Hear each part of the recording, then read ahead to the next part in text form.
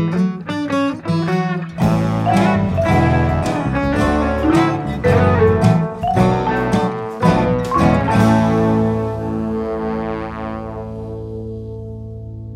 everyone, and welcome back to another episode of Keep It Fictional. I'm your host for this episode, Mark. I'm once again joined by my lovely book friends, Gabriel, Kareen, Fiona, and Virginia. So, in this episode, we're going to be doing a special episode related to writers and writing, as November is National Novel Writing Month, or as it's more commonly known, NaNoWriMo. In this month, writers are challenged to finish a 50,000 word manuscript entirely in the month of November. The manuscript can either be like a completed novel or 50,000 words towards a larger work. The challenge has existed since 1999 and continues as a major annual event for many literary types and other biblio fans. Um, there are even examples of well-known published books whose original drafts were written during NaNoWriMo, so it's had like an actual impact on published writing. It's not just a fan exercise, although that would still be quite interesting in its own right. For this month, we thought it would be appropriate to dedicate an episode to books about writers, the writing process, or some other aspect of creative writing. So, to start us off today, I think we will go to Fiona. Thank you. So today, my book involves a writer. But that does come in a little bit later in the story. So let me start you off at the start. It is a hot summer day in Southern California, and a cop and his wife are throwing a christening party for their second baby girl. A handsome DA arrives with a bottle of gin as a gift for this christening party. And that's when things really get started. The guests pick all of the oranges off of the orange tree, and they make, I can't remember what it's called when you put alcohol with screwdrivers. They make screwdrivers. And the liquor cabinet begins to overflow with the dregs of everyone else's liquor cabinet that they have brought to the party to contribute. All of this is a jumping off point for an affair. The DA meets the cop's stunningly beautiful wife. They're a little bit tipsy, and so they make out with the most beautiful baby girl whose christening party it is in between them. This dreamlike account is the beginning of I've made you very uncomfortable. This is the beginning of the story of a mixed family. Blended family, pardon me, that's what it's called. A blended family. So the cousins and the Keatons, between them, there are 6 children. There is Franny, whose christening it was, and who grows up to be not just a beautiful baby, but a beautiful woman. Her sister, Carolyn, who loves her father and is completely set on becoming a lawyer to please him. And then there are the cousin kids, the oldest, Cal, who seems to have a lot of anger issues. The second oldest, Holly, who's the smart one. She does all of the talking. She likes to please the adults. Then there's Jeanette. Oh, Jeanette. No one knows anything about Jeanette because Jeanette never speaks. And then there is Albie, the youngest, the most absolutely annoying child than you could possibly imagine. Because of this affair, these children begin to spend their summers together. And what seems like it could be total disaster eventually falls into a routine of dangerous happiness, we'll call it.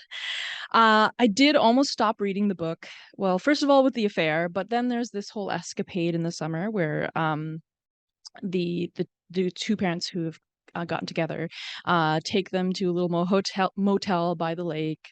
And they're so sick of these 6 kids that they just leave them a note and say, like, go get your breakfast from the cafe. We'll see you in a little while. You can handle it. And the kids put, chocolate bars on the tab. They buy a bunch of Cokes. They break into their parents' car, steal a gun out of the glove compartment, pass around the Benadryl that the one kid has for the bee sting, for his allergy to bee stings, and chase it all down with the gin that is also in the glove compartment. Very upsetting, and I was like, where's this going? This is going to be so bad. But actually what it comes down to is this sense of freedom for them, this found family in these stepchildren, these step siblings, where this kind of ragtag bunch of kids that nobody seems to want, to find some solace in each other. Okay, that's kind of the setup.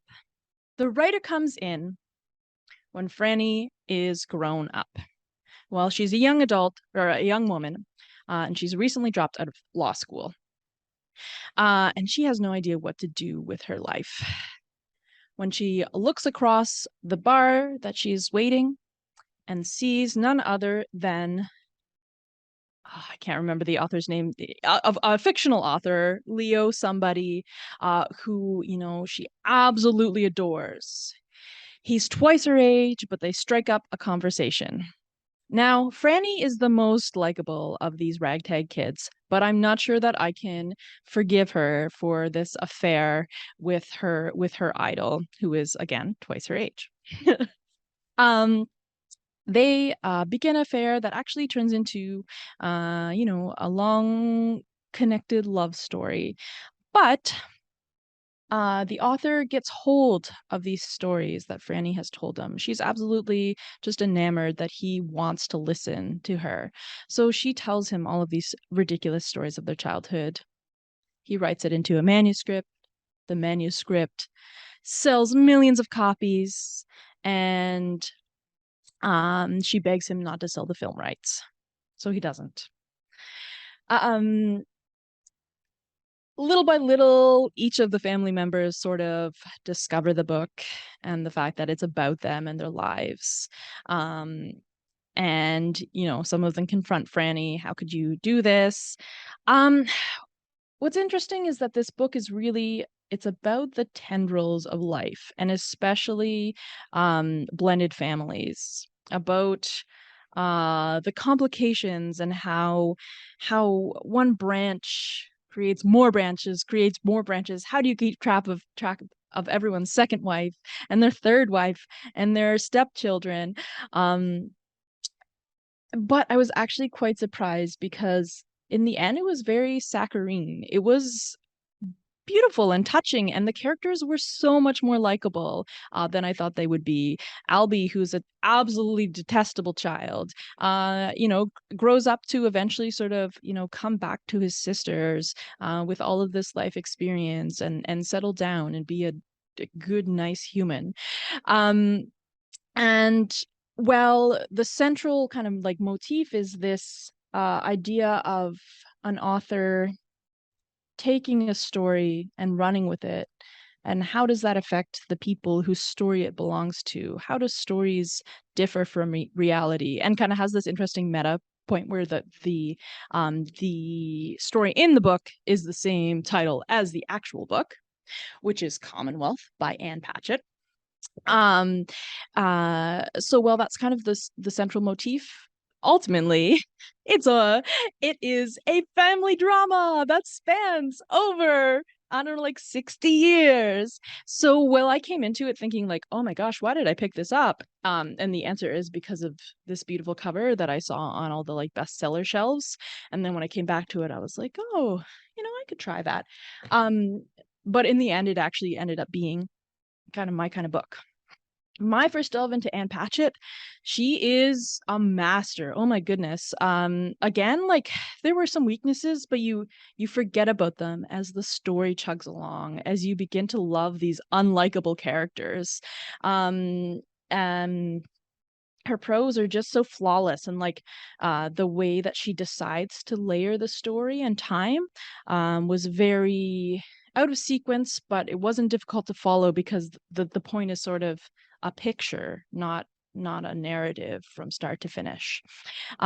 So if you didn't read it when it came out and was on all of the bestseller lists, I would recommend Commonwealth, a novel by Ann Patchett. Alrighty. Again, no one will be surprised by the family drama aspect of Fiona's pick, but definitely very interesting, once again. So I think next we may go to Virginia. All right. So I'm trying to get some bonus points here because my book is about a writer writing a book about a writer. So I feel like I should get some points here. Definitely comes right away, not like Fiona's World that comes later. This is a debut novel, and this is Greenland by David Santos Donaldson.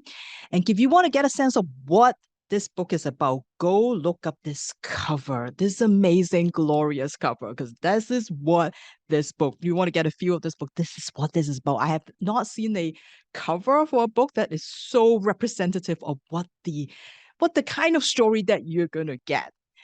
This is a story about Kip Starling, who is an author, and he is right now locked up in a basement with boxes and boxes of crackers, cans and cans of coffee, gallons and gallons of water, and a gun. Don't worry, this is a self-imposed confinement. And he's also trying really hard to prove Chekhov wrong. Just because there's a gun in the first page doesn't mean that it's going to go off, and he's going to try his best so that the gun does not go off. He has decided to lock himself up for 3 weeks. And why he's here is because he has been trying to get published for the past, 2 years. And no one has shown any interest in his manuscripts. And his agent has tried, and just nobody seems to be interested. But a couple days ago, his agent called and said, hey, I've got an editor, and it's not just like one of those unknown editors, it's like a really well-known editor. And like she said she'll meet with you. And he was so excited because Kip thought, this is it, I'm gonna get published. Unfortunately, when he met with the editor said, I'm so sorry to bring you bad news, but my imprint just got bought out, and the new owner is not really interested in your type of story. So, I'm sorry, but I won't be able to, bring your book to publication. This is the first time Kip has ever even got a chance to meet with the editor. So he's going to seize that chance. He say, okay, I understand, but like, just tell me, what would you ask me to do? What would I have to change if you were to publish my book? Like, what can you give me some advice? Give me some suggestions. And so the editor said, well, I think you should tell your story from Mohammed's point of view. And so here we are, Kip in his basement. He's locked himself out, and he's got 3 weeks to revise his story, to tell it from Mohammed's point of view. His book is about the love affair between E.M. Forster and Mohammed, a black man that he met in Egypt. And he has written the book from E.M. Forster's point of view, and all his friends call him Morgan. So in the book, he will be referred to as Morgan. And so that's how he has written his story. But now, based on this editor's advice, he's going to rewrite his entire story. And so he's going to try to do that in 3 weeks. And as he's writing the story, he started to see himself in Mohammed. Both Mohammed and they're both black, they are both queer, and they have both been involved with an older white man. Him with Ben, a psychologist, soon to be ex-husband probably because his, Ben wants a divorce. But like he's starting to see the similarities. He started to see his life in Muhammad's life. And as he is trying to find that voice of Muhammad, trying to find his story, everything started blending together, and he started to can't tell quite fact and fiction anymore. And he started to hear voices. Now, it could be because he has been only living on crackers and coffee for the last few days, but he started to hear voices, not those voices from outside the room, which he thinks is Ben and his best friend Concha trying to stage an intervention, but inside the room, someone is speaking to him and he doesn't know who, and he's trying to listen to this voice telling him all sorts of things. And as he's trying to rewrite this story, and he's trying to rewrite, and find his voice, it's going to take him on this really weird, bizarre, surreal journey. And as he's trying to work out his own existential crisis. E.M. Forster, as I said, known as Morgan, of course, is the author of Howard's End, A Room with a View, A Passage to India, or all those Merchant Ivory films that you know about. He met Morgan when he was in Alexandria, Egypt, when he worked for the Red Cross. And Morgan is a tram driver, and they fell in love. But Forster didn't stay, and Muhammad eventually got married, but they stay in touch. And when Muhammad died, not too long afterwards, of tuberculosis, his wife actually sent Morgan his wedding ring. And David Santos Donaldson did such a great job in incorporating Morgan and Muhammad's story into Kip's. This story is now set in the States, and even at one point in the book, Muhammad was as he telling his story, he was like, "Oh, readers, you must be laughing at how silly all these taboos are, that a white man can be with a black man and all the, and it's ridiculous how the world hasn't really changed that much from Muhammad's time." And Kip is struggling because he is raised British, and he's just recently moved to the States, and he's so much more like Morgan than Muhammad. And he has been brought up in a way that he said, he's more British than the British, because when you're a black family in UK, you have to be so British to survive.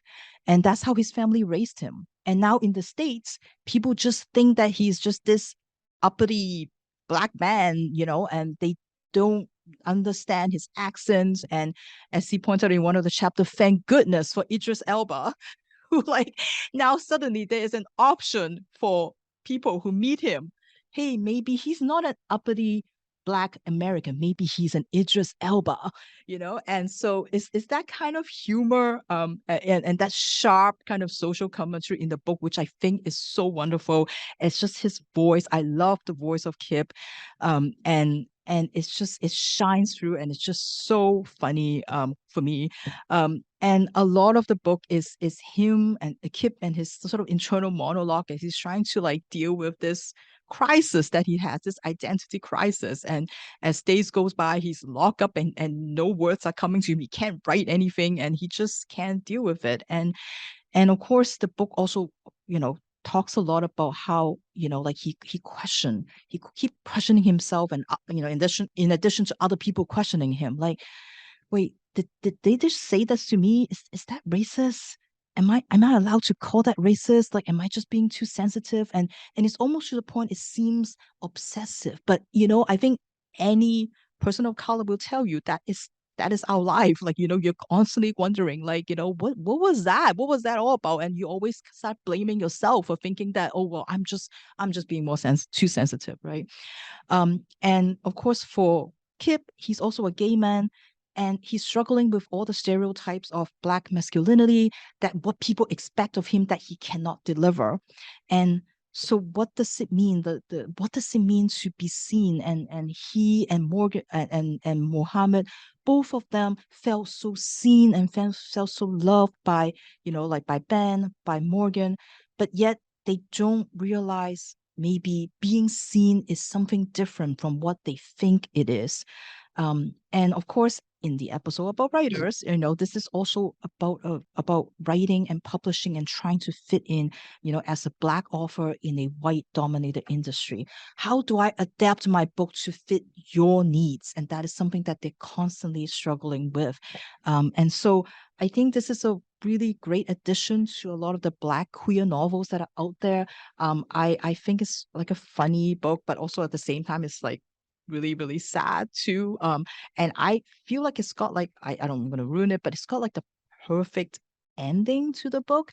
And whether he actually end up writing the book or not, and successfully, it's got a really good ending, I think, to the story. So yeah, I hope you will check it out. This is Greenland by David Santos Donaldson. Thank you, Virginia. Another wonderful representation of culture and identity in a almost meta kind of way, the writing about writing aspect of it. It's very interesting. So now I think we may change it up a bit and go to our existential question. So for today, I was going to pose the question to all my book friends. If you could meet just one writer, living or dead, who would you choose? This is an easy one because I never want to meet my heroes. So if they wrote a book that I really love, I would just like pretend I don't know them and walk out of the room, except for Richard Van Camp. Again, he was a delight. He was a delight. And most of them are lovely people. But if I really if I search my heart of who I really would like to meet or talk with, it's Italo Calvino. And that is because I want to take a swing at him. I want to take a swing at Italo Calvino. He robbed me of hours of my life, and I remain frustrated by If on a Winter's Night to Travel. There's so much that sometimes it keeps me up at night at 3 o'clock. What am I haunted by? That stupid book that didn't make any sense that I had to read for university, and I'm never going to get over it. So yeah, I want to take a swing at him.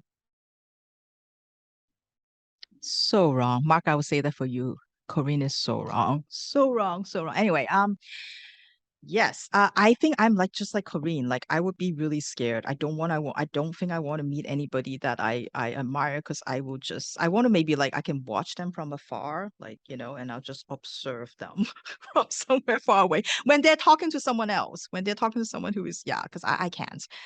So I will observe like people like Charles Yu from afar. I think that's what I would do.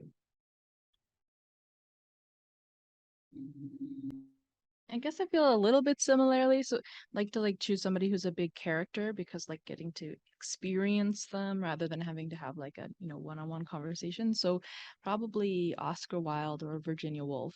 Just be at a dinner party where they are there. Yeah, I think I also have to kind of go big or go home. Not so much in terms of my own emotions, more just there's a lot of, I think, very big authors that people have a lot of questions for. And so I feel like I can make the most out of it, because I wouldn't want to ruin my own experience of some random author. And I also wouldn't really want to talk to an author that I don't like. I'm saying that, but oh man, I'm changing my answer. Maybe I will go maybe I will go knock on Ayn Rand's door and see what's up. So I guess I'm changing my answer to that. Originally, I was going to say maybe Orwell or Shakespeare, someone who we could ask a lot of interesting questions for, because their work has a lot of, it still has a lot of meaning these days. And I think it would be interesting to see and sort of let them know, I guess, what the future holds and whether or not they like it. But no, I'm going to go see Rand. So for mine, I'm also a bit similar to Korean and Virginia, but my scenario would be I'd go to an author talk of John le Carré, so I could ask him some questions, but I don't have to actually get to know him personally or anything like that, just so there's still some distance there, but you also get to ask a couple of questions that you really want to know about. So you kind of get a little bit of both in a way. So you're not too close, but also actually meeting them and talking directly to them.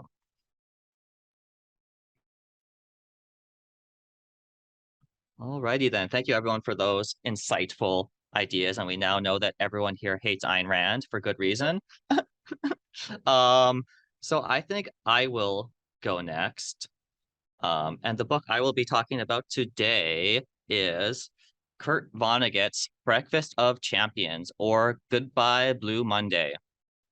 So Kurt Vonnegut was a writer from America, is known for being equally humane and crass, serious and vulgar, literary and mass audience oriented.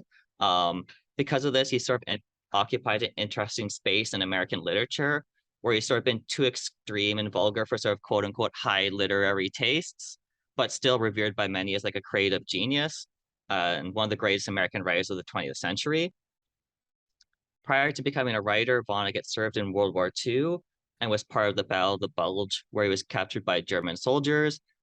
His experience as a captive and witnessing the bombing of Dresden and other atrocities of war, it was very formative for him and sort of created a kind of ambivalence within himself towards America and the society and culture and progress, ideas of progress in society. And this was sort of displayed in his most famous book, Slaughterhouse Five, which he chronicles an American POW who becomes a time traveler. And essentially because of the sort of mass popularity, but also the more vulgar and crass aspects of his novels has resulted in many of his books being banned or confiscated in schools and other places in the past, which in a way has almost made him more of an important figure because of the negative reactions toward him. So in this book, Breakfast of Champions, he turns his attention to the field of literary writing and its influence on the thoughts and ideas of people who read it, along with all the other garbage that goes on in society. One of the two main characters in the story is Kilgore Trout, an unsuccessful and altogether average science fiction writer of over 200 novels and 1,000 stories, most of which have appeared as filler in pornographic magazines. His works feature all kinds of bizarre science fiction scenarios, such as native Hawaiians who have been dispossessed of their lands and forced to live in floating balloons on guide wires above the ground because 40 or so white people now own all the land, but not the air and atmosphere above the land.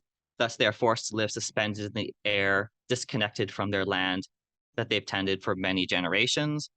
There are many of these little snippet summaries of Trout's works throughout the book that give depth and character to his kind of literary mind in a way, as we sort of get a channel into Vonnegut himself, as he's in some ways very similar to the character of Trout, so much so that some have speculated that Trout's meant to be like an autobiographical double of Vonnegut himself. For instance, he's written many bizarre science fiction stories himself, and also some of which, at least, appeared in magazines like Playboy. So there are some parallels between the two of them, but in fact, the character of Trout was actually partly based on Vonnegut's science fiction novelist friend, Theodore Sturgeon. Trout is even a recurring character throughout many of Vonnegut's works. It's made a rather beloved character to fans of Vonnegut's works as a kind of quote unquote voice of reason in time of madness. I sort of put reason in air quotes because in Vonnegut's writing, there's always absurdity, nonsense, and randomness that cannot be tamed by a single human mind.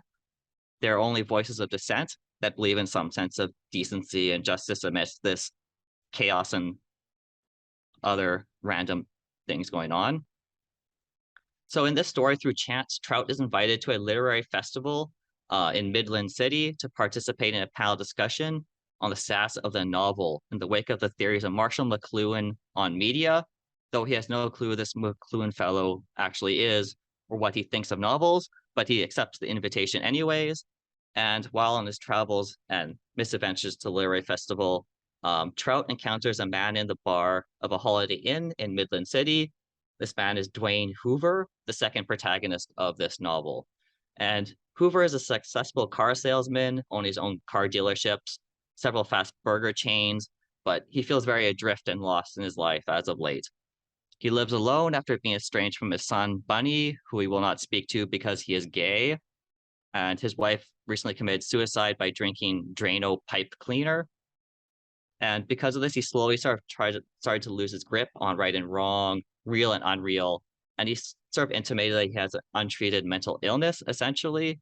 that isn't specifically named, but may resemble somewhat schizophrenia or dementia, and that experiences these hallucinations and exhibits a symptom called echolalia, which is a strange repetition of words that other people have said, and they just sort of repeat it back without it meaning really anything. They just repeat back what people have said.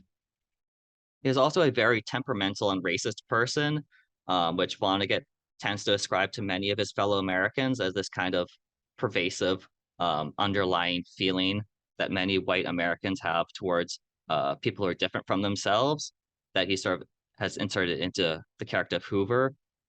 Through his encounter with Trout, Hoover learns of one of Trout's novels, which piques his interest, titled Now It Can Be Told. The premise of Now It Can Be Told is that the entire world, with the exception of one person, the person reading the novel is in fact a humanoid robot who cannot feel or act freely, and only the reader has autonomous will. Hoover is convinced that this book is the God's honest truth, and that he has received a message from the universe that he is special and must go on a mission to combat the robot scourge, and that he essentially lashes out in violent actions towards others, and that this is justified because they're not actually humans. Thus, he takes Trout's fiction to be reality, a reality that neatly explains away why his life has turned out the way it has, why nothing is how he thinks it should be. That explains how, as a straight white man in America, how his life could turn out in a way that he does not find satisfactory, why things that he disagrees with exist, essentially. So he sort of forms this bizarre basis and justification for the book itself. Sort of like this beyond this sort of arc of these events. It's essentially Vonnegut's trying to examine American society through a series of bizarre observations on the things that Trout has experienced and other characters in the story experience. This includes things like racism, inequality, destruction of the environment, and other social issues. We sort of see this in the way that men and women are treated differently in the novel, how white and black characters are perceived differently by certain people, how the environment is being destroyed by chemicals, cars, and just about everything else that Kilgore Trout observes in the world. He does this in sort of satirical manner that I can't really capture in this review because I don't have the kind of lyrical ability of Vonnegut, but also because there's a lot of language that I don't think I can repeat in this podcast. Another unique aspect of the book is that Vonnegut also includes many of his own little Sharpie pen doodles of people and objects throughout in place of descriptions of certain things, sort of saying like, oh, and there was a sign on the fence and it looked like this. And then it would have like a barbed wire fence with a sign saying no trespassing. That means you, in place of describing that whole little image, he instead inserts an image with a drawing. This sort of adds another layer of Vonnegut's kind of idiosyncrasy into the work. And I can't think of very many other works that have done something like that in a adult chapter book novel. So essentially the book itself, I would kind of say, is like a cautionary tale about the power of ideas and belief, as stories may generally be applauded for the ability to open eyes and change the world. But Vonnegut, being the pessimist that he was, often tried to show the dangers of adhering to a strict set of beliefs, and that someone could essentially fabricate complete nonsense in people's heads, even unintentionally in the case of Trout and Hoover. So if you like books that blend humor with serious issues and aren't averse to a share of dirty language and outrageous situations along the way, then you may also like Breakfast of Champions by Kurt Vonnegut. Okay, then I think next we will go to Gabriel. All right. So I would not say that these are similar books that we're about to talk about at all, because just based on what you've described, I would say nothing like that. But mine does come from one of maybe the more well-known writers in the world. Not quite a Kurt Vonnegut, but maybe some elements of that are there. So I chose I suppose it's an autobiography, although it is a partially fictionalized autobiography, so not a great idea to take anything in it as fact. Actually, in the preface, the author literally writes, if the reader prefers, this book may be regarded as fiction. So don't trust anything in it, basically.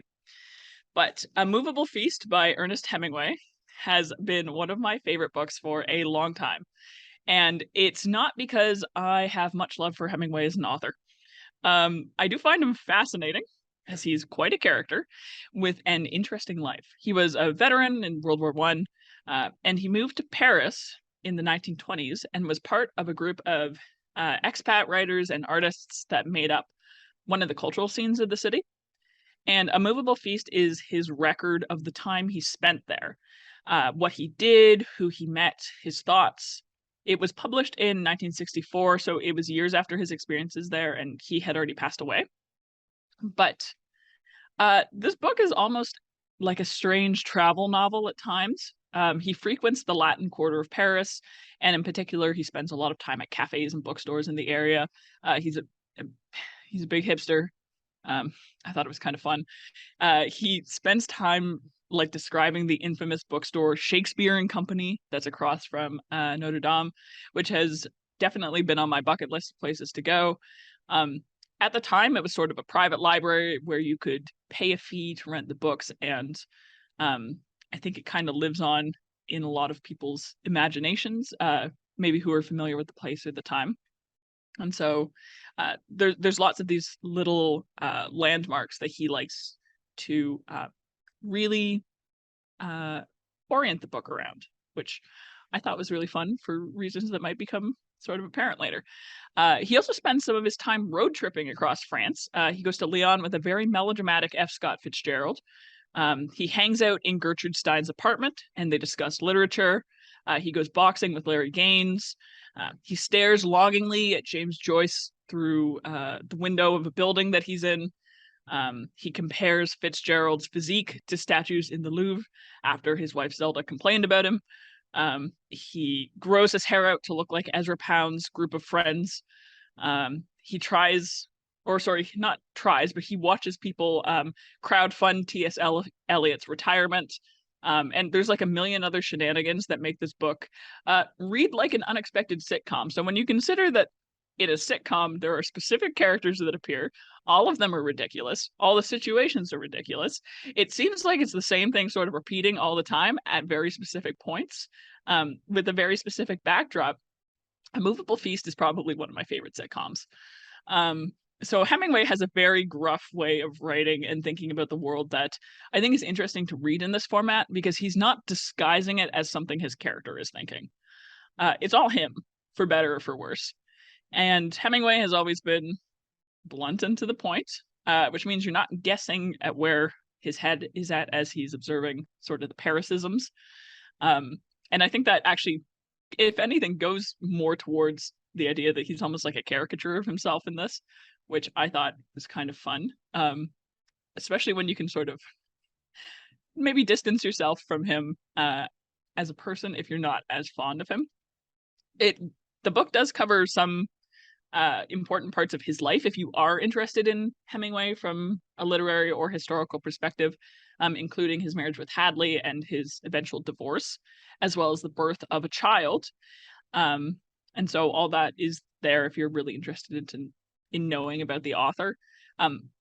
But also not a fact that I learned from this book. Hemingway did have a very interesting life, and one thing I feel that maybe doesn't get talked about in the same way that I just learned things about Forster from Virginia's book, is that actually one of Hemingway's kids, his oldest child, ended up being a trans woman.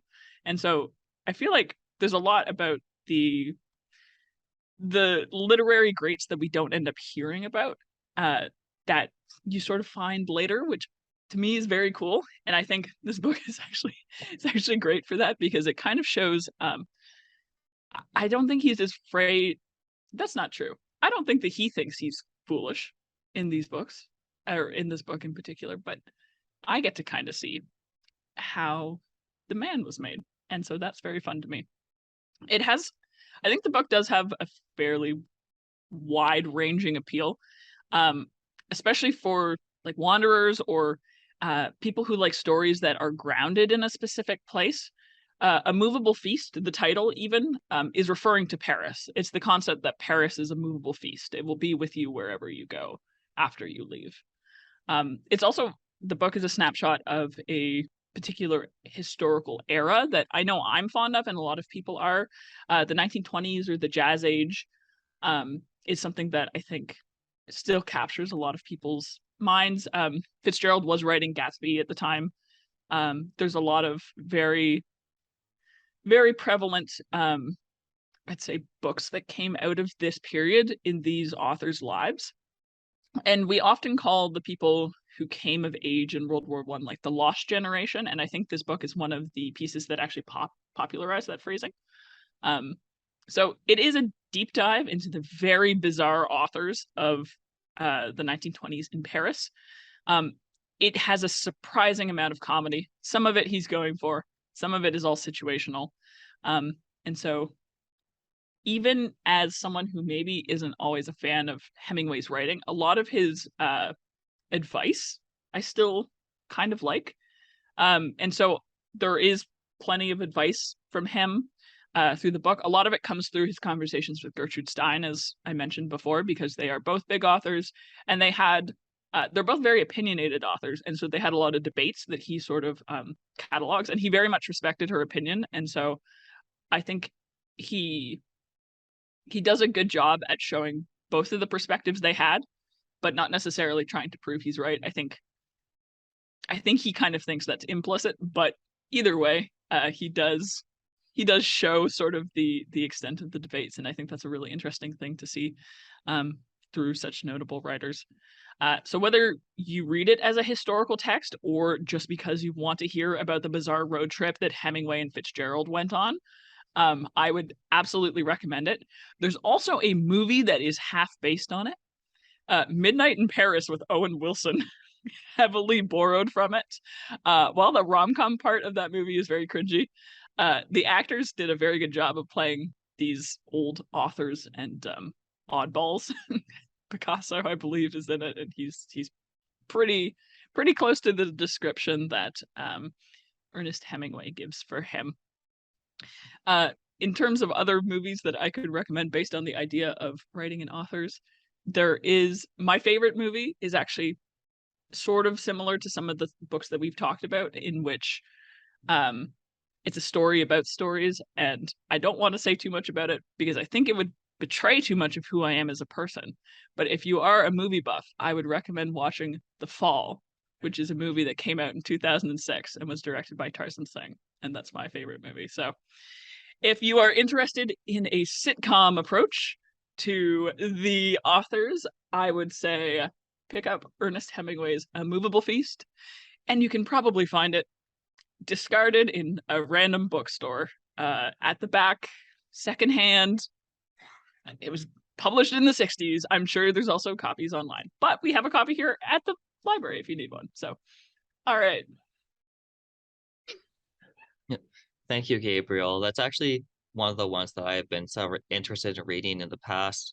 I've heard many little tidbits about the stories, particularly about Fitzgerald and Hemingway. So definitely sort of confirms a lot of the things that I've heard about in the past. So I think I'm gonna have to check that one out eventually as well. So that's all for us today. I'd like to thank my book friends again for being here and all of you for joining it. Oh, right. Well, that's what you get for dissing someone's favorite author, Corinne. Yeah, suddenly I'm That's off the right. podcast. Corinne's still here. Forgot about that. Whatever, I don't know why I stand by it. forgot. I could take it. He's an old man. Or dead? Dead, yeah. He's been dead for like 40 years. I can definitely take him then. Yeah. Yeah. So, Corinne, what wonderful book did you read this week? I think this is why I forgot about you.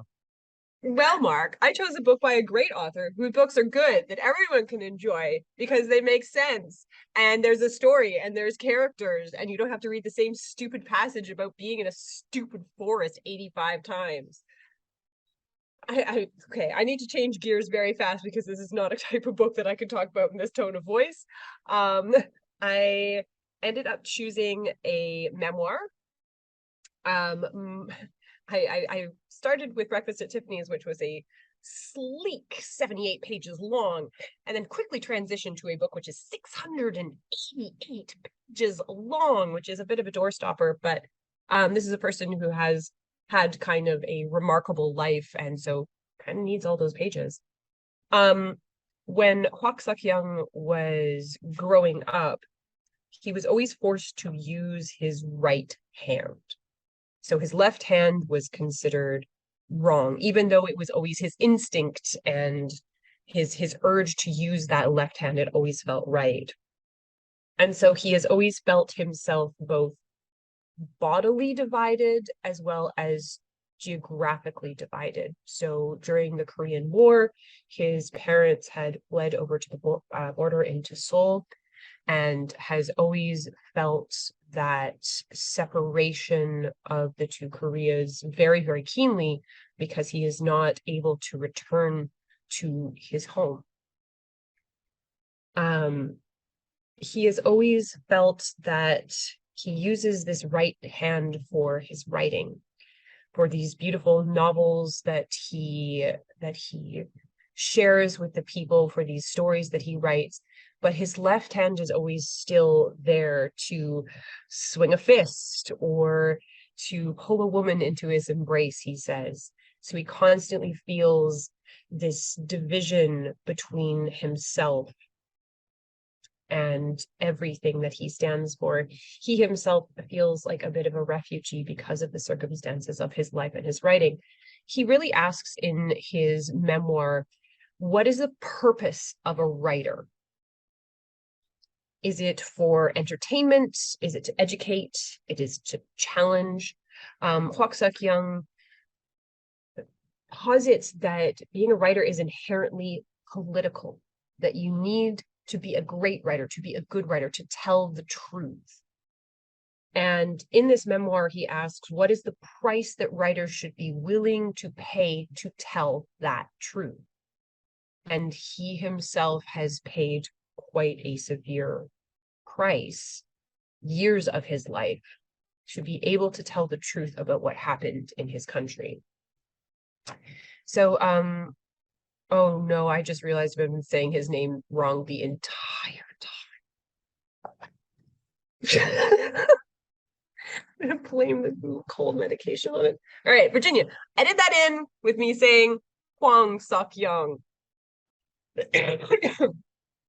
Oh, son of a gun. I'll re-record it afterwards. Sorry, Virginia. Okay. Hwang Sok-yong is a political activist and has been his entire life, as well as a award-winning, acclaimed novelist. He has written some beautiful books that I stumbled upon because of yours and mine favorite translator, Anton, who did Cursed Bunny, I Want to Die, But I Want to Eat Tteokbokki, and Violets. He and Sora Kim Russell translated this his 688-page memoir, which is called The Prisoner, which details his life in politics and his life in writing, which started when he was a student who was constantly fighting for democracy, for the freedom to criticize the government, struggling against censorship, against a military dictatorship, and his support for unification. So he has this kind of single-minded purpose and dedication to his craft, a dedication to his ideals, that throughout the book you get a sense that sometimes he laments that maybe he could have been a better husband and probably a better father, because this dedication is all-consuming for him. But he believes that the purpose of the writer and his purpose is really to tell those truths that many people in his country and his government didn't want to hear and didn't want other people to know. So it really starts when he is conscripted to fight in the Vietnamese War, and part of his job while he was in the military was covering up massacres, was hiding any trace of it so that no evidence could be found of what had really happened there. And that obviously affected his life greatly, because he rebelled so strongly against it that he spends all of his political time again trying to expose what is there and what is hidden. So he was jailed for the first time in 1964 for meeting with a labor union. Him and his wife were both political activists in the Gwangju uprising, where the people rose up against the government. He was part of a group that compiled the memoirs and remembrances of survivors and published it. And so both the publisher and he himself had to go underground in order to escape being jailed. He continues to work, traveling the world, spending time in the United States away from his home.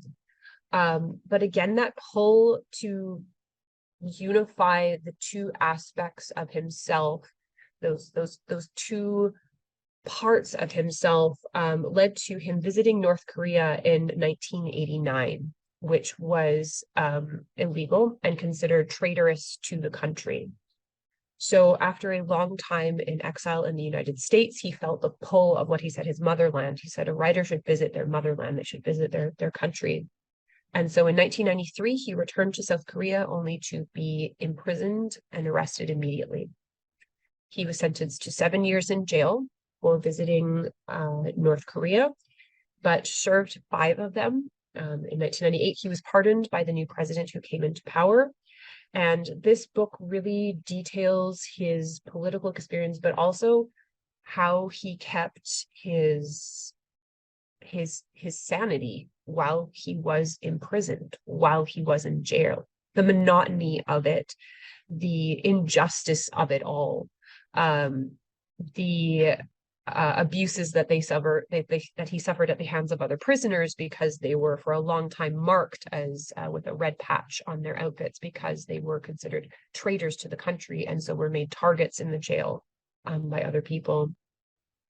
So in many ways, it is a memoir of survival. It is in some ways melancholy, in some ways triumphant, because now he is considered one of the greatest Korean novelists of his time.